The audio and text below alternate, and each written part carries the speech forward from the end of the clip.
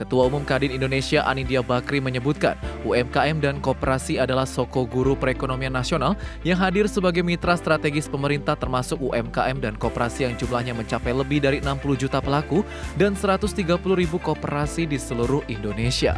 Sementara itu Menteri Usaha Mikro, Kecil dan Menengah Maman Abdurrahman menegaskan pemerintah juga telah mengalokasikan anggaran 335 triliun rupiah untuk program makan bergizi gratis sepenuhnya berpihak pada pelaku usaha kecil.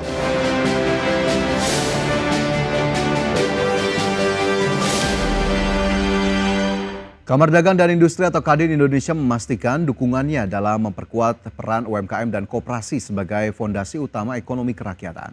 Salah satunya pelibatan sektor UMKM dalam dapur program makan bergizi gratis.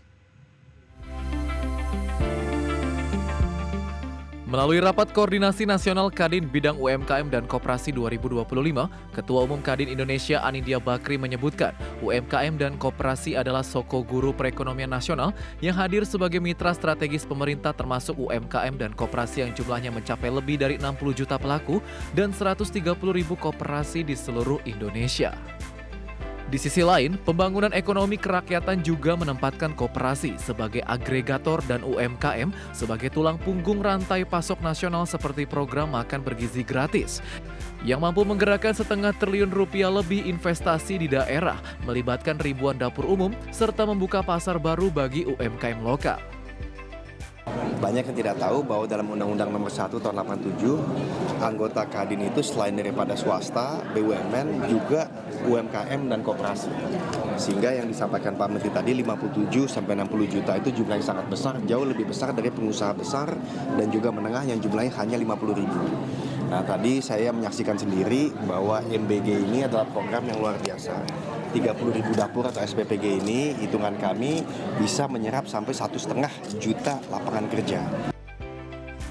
Sementara itu, Menteri Usaha Mikro, Kecil dan Menengah Maman Abdurrahman menegaskan pemerintah juga telah mengalokasikan anggaran 335 triliun rupiah untuk program makan bergizi gratis sepenuhnya berpihak pada pelaku usaha kecil. Keberadaan para pengusaha di bawah Kadin kan ini cukup signifikan untuk kita jadikan sebagai mitra pemerintah dalam rangka untuk mendorong dan meningkatkan pertumbuhan ekonomi yang ditargetkan oleh Presiden sebanyak 8%. Nah, salah satunya yang menjadi perhatian kita adalah sektor UMKM dan koperasi. Diharapkan kolaborasi Kadin dan pelaku usaha UMKM ini bisa dan mampu berkontribusi besar terhadap pencapaian target pertumbuhan ekonomi nasional sebesar 8%. Dari Jakarta, Adi Firmansyah, IDX Channel. Pemirsa, Kementerian Perhubungan menolak usulan DPR agar PT KAI menyediakan gerbong kereta api yang dikhususkan untuk area merokok karena bertentangan dengan undang-undang. Kebijakan bebas asap rokok di dalam kereta api juga mencerminkan komitmen pemerintah akan pemberian standar pelayanan transportasi yang aman untuk semua kalangan. Kementerian Perhubungan angkat bicara terkait usulan anggota Komisi 6 DPR RI agar KAI menyediakan gerbong kereta api yang dikhususkan untuk area rokok. Dirjen Perkeretaapian Kementerian Perhubungan Alan Tandiono mengatakan, hal tersebut bertentangan dengan Undang-Undang Nomor 36 Tahun 2012 tentang Kesehatan serta Peraturan Pemerintah Nomor 109 Tahun 2012 mengenai pengamanan produk tembakau bagi kesehatan. Alan menekankan bahwa kereta api sebagaimana angkutan umum lainnya telah ditetapkan sebagai kawasan tanpa rokok. Hal tersebut bertujuan agar perjalanan kereta api tetap dapat memberikan kenyamanan dengan udara yang bersih dan sehat.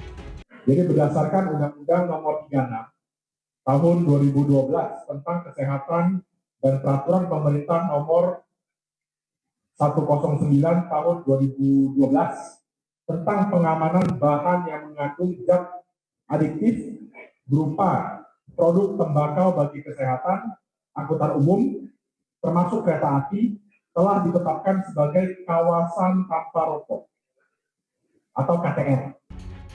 Alan menambahkan kebijakan bebas asap rokok di dalam kereta api ini selaras dengan regulasi yang berlaku dan juga mencerminkan komitmen pemerintah akan pemberian standar pelayanan transportasi yang aman untuk semua kalangan, termasuk kalangan yang rentan akan asap rokok seperti anak, ibu hamil, dan lansia. Dari Jakarta, Riki Anwardi, Tim Liputan, IDX Channel.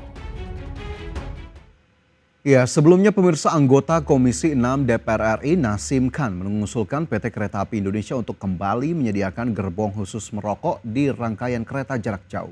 Hal tersebut disampaikan Nasim saat rapat kerja Komisi 6 DPR RI dengan PT KAI. Menurut politisi asal Partai Kebangkitan Bangsa ini, keberadaan gerbong khusus bisa difungsikan sebagai kafe sekaligus smoking area sehingga penumpang merasa lebih nyaman. Keberadaan gerbong khusus ini juga akan memberikan keuntungan bagi KAI. Ia menilai penumpang perokok juga punya hak yang perlu difasilitasi. Ini ada masukan juga. Gerbong yang selama ini dulu ada, tapi setelah itu dihilangkan. Adalah sisakan satu gerbong untuk kafe, ya kan, untuk ngopi, paling tidak di sini untuk smoking area, Pak. Nah, karena banyak kereta ini tidak ada smoking area, Pak Bobi. Nah, paling tidak dalam kereta ini adalah satu gerbong. Saya yakin, Pak, saya yakin itu pasti bermanfaat dan menguntungkan buat kereta api. Iya kan? Pasti banyak itu. Satu aja untuk kafe, untuk smoking, karena 8 jam perjalanan. Badan Percepatan Pengentasan Kemiskinan akan meningkatkan pelatihan keterampilan, pemberdayaan ekonomi lokal, hingga pengembangan akses layanan sosial dasar kepada masyarakat, guna menurunkan angka kemiskinan ekstrim hingga 0% dan angka kemiskinan ke 4,5% pada 2029 mendatang. Badan Percepatan Pengentasan Kemiskinan atau BP Taskin bekerja sama dengan pemerintah daerah dan pelaku swasta untuk menurunkan angka kemiskinan di Indonesia, terutama di wilayah aglomerasi. Kepala BP Taskin Budiman Sukatmiko mengungkapkan, dalam program aglomerasi percepatan pengentasan kemiskinan tersebut akan melibatkan berbagai kegiatan, mulai dari pelatihan keterampilan, pemberdayaan ekonomi lokal hingga pengembangan akses layanan sosial dasar. Para pelaku swasta dapat menyediakan akses pembiayaan, peluang pasar dan sumber daya lain yang dibutuhkan untuk mendukung usaha mikro, kecil dan menengah yang menjadi tulang punggung ekonomi lokal. Di mana perusahaan-perusahaan swasta maupun perusahaan negara juga ada dari BUMN negara dalam maupun luar negeri.